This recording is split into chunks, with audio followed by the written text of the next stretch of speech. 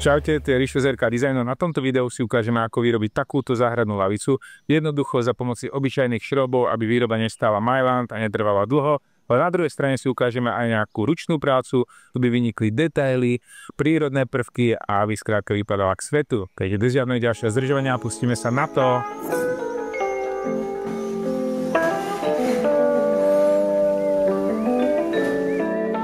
Čaute, ešte raz vás zdravím tento prvý prázdninový víkend 2025. Väčšina z vás si tento víkend asi užíva niekde u jazera, pri mori alebo aj na záhrade a preto vydávam také odľahčené video, ako vyrobiť túto záhradnú lavicu. Pokiaľ ste ináč nedali ešte odber a chcete podporiť tento kanál, tak dajte prosím odber, je to zdarma a žiadne ďalšie video vám neunikne. Napríklad ani to video, na ktorom vyrábam tieto posuvné sane, teda crosscut sled po anglicky, ktoré vydám presne za týždeň, teda druhý prázdninový víkend 2025. To je taká pozvánka na ďalšie video, ďakujem vám týmto za odber a pokiaľ sa na toto video pozeráte už po druhom prázdninovom víkende, tak vám dávam odkaz na výrobu týchto posuvných saní vpravo hore v lište alebo dole pod videom.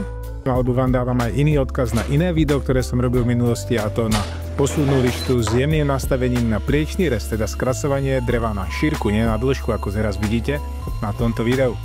Takže na šírku. Tu nám vidíte presne to jemné nastavenie.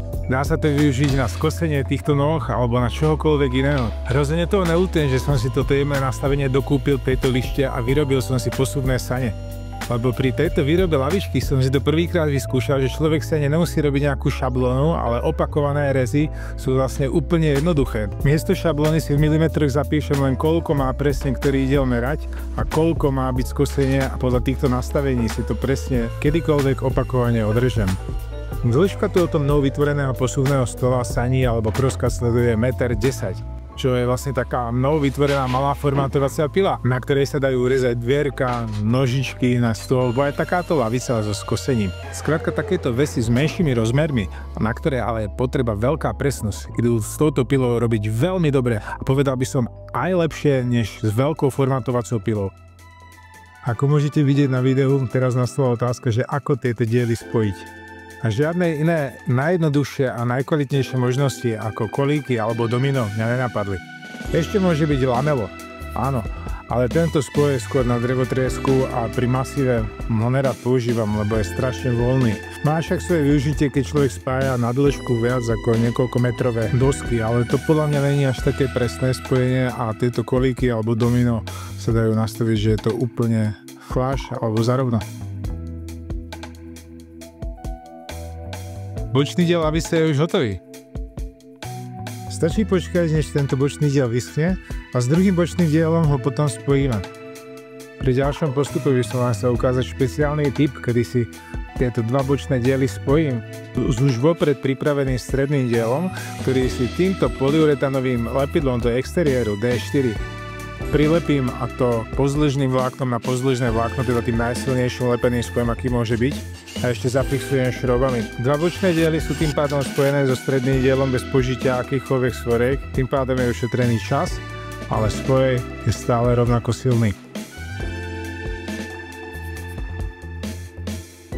Keďže sa budú vyrábať opierky na ruky, tak si môžeme precvičiť aj ručné pilenie. Opierky na ruky by sa síce dali vyrobiť aj bez ručného náradia, teda strojovo. A čo tak, keby sme potom používali opierky na ruky len so strojmi, bez ruk? Myslíte, že by sa na opierku na ruky dal oprieť nejaký stroj? No a preto je raz za čas dobre spraviť niečo aj ručne, nie len so strojmi, že?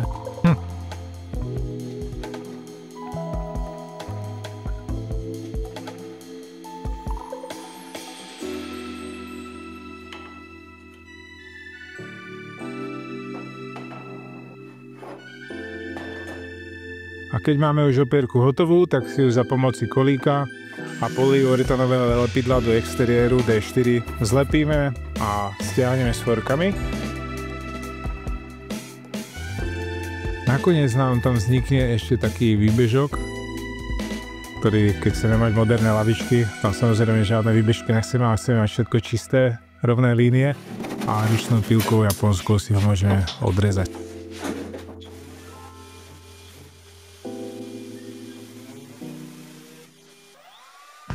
Tu ale použijem paradoxne elektrickú fresku na úplne jednoduchý radius, ktorý by sa mal spraviť obyčajným pohnutím ruky, bez akéhokoľvek elektrického náradia. Prečo to tak je? Ani sám neviem odpoveď. Proste život je pestrý. Na všetko, čo v živote spravíte, neplatí nejaká univerzálna metóda alebo pravidlo.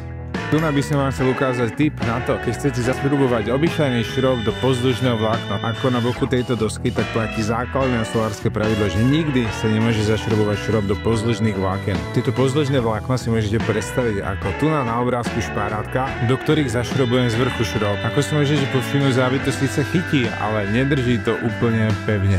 A preto, ako ste videli, do tejto dosky na lavici som po celej šírke vyvrtal 12 mm dieru na kolík, ktorý uchytí závity šrobu tak, ako keby bol šrob zašrobovaný do priečného vlákna, ale pritom je zašrobovaný do pozdĺžného vlákna.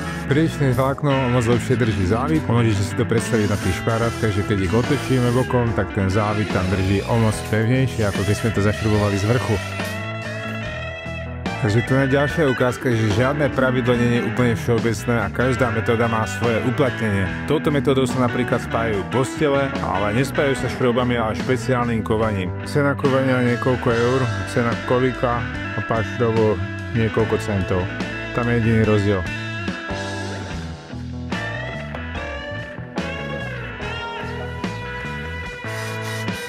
A pokiaľ ste tak ešte neurobili, tak prosím vás, dajte odber na tento kanál, vážne to tomuto kanálu pomôže aj mne v tvorbe ďalších videí. Je to zadarmo a aj navždy to ostane zadarmo. Ďakujem za sledovanie, vidíme sa na budúce. Čaute!